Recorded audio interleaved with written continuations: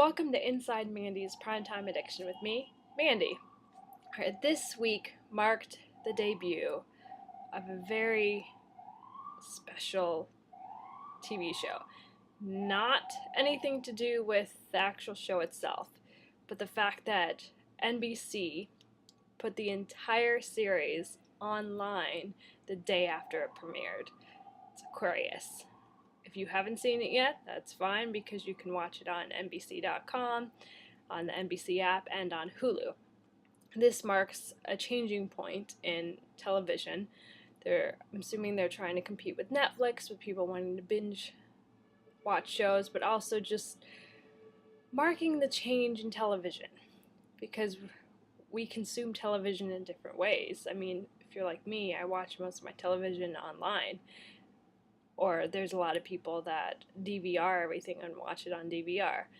We don't all watch it live anymore. So it's very interesting to see how this show is going to do.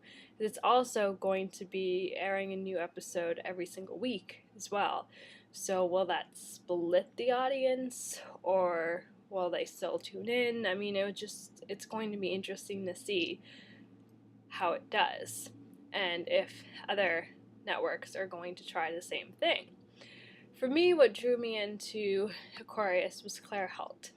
I loved her as Rebecca on the originals, and I had to see her in a new role. I was slightly disappointed. Like, her character itself, Charmaine, wasn't disappointed at all. I'm very intrigued to learn more about her. But it was just not enough Claire Holt. That was my only problem. Not enough. She plays a cop in the 1960s, and she's going to be getting opportunities most women cops don't get. She's going to be going undercover, which we saw a little bit about that in the premiere, which was actually led to one of my favorite moments in the episode, which was because she was all very timid when she was undercover. And then Brian Chafe said that she wouldn't have to probably do that again, and she said she loved it. So this should be intriguing to get her back in the field and see how she does.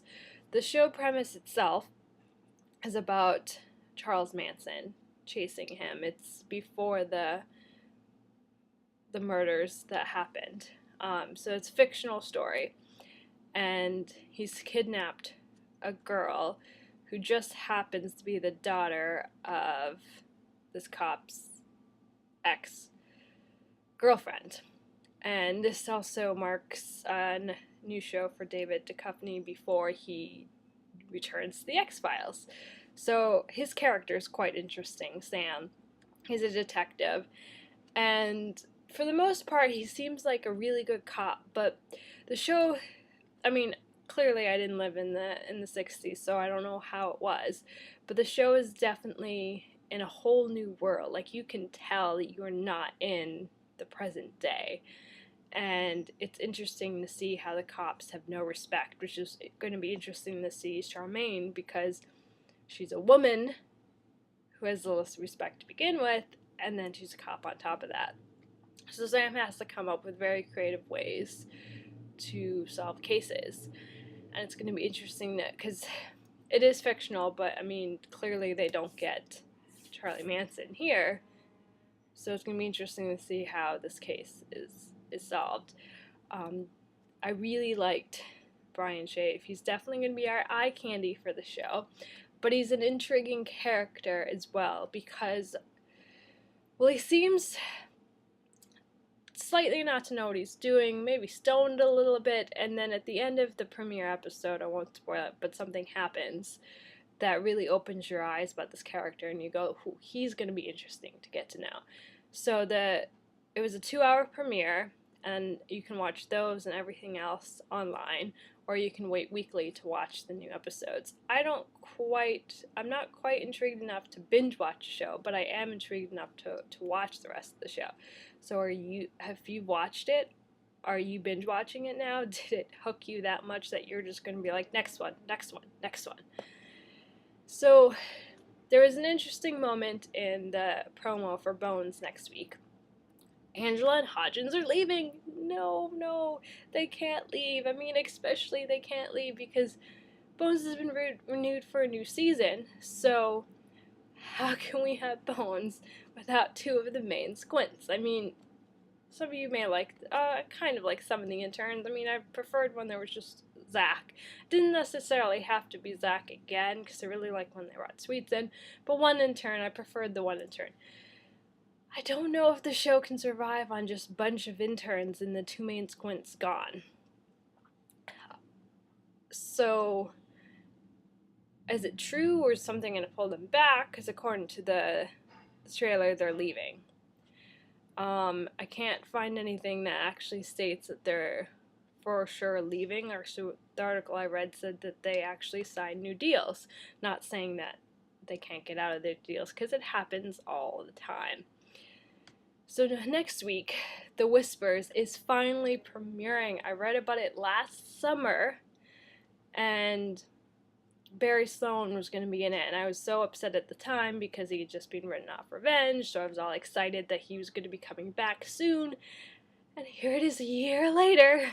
Revenge is over, and finally, The Whispers is premiering on Monday.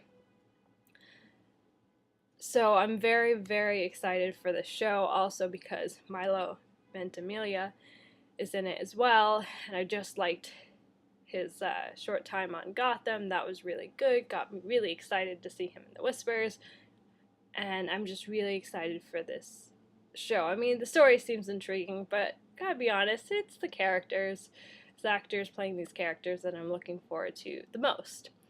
So that premieres on Monday. Will you be watching the premiere? Are you excited for Barry Sloane and Milo? Let me know in the comments, and let me know if you're upset that Angela and Hodgins are leaving, and if you think that Bones can survive or not survive without them. And let me know if you checked out Aquarius and what you think. You can follow Primetime Addiction on Facebook and also on Twitter at Primetime Drama. And you can follow me on Twitter at MandyTT Carr. So that's it for now. I'll see you next week. Bye.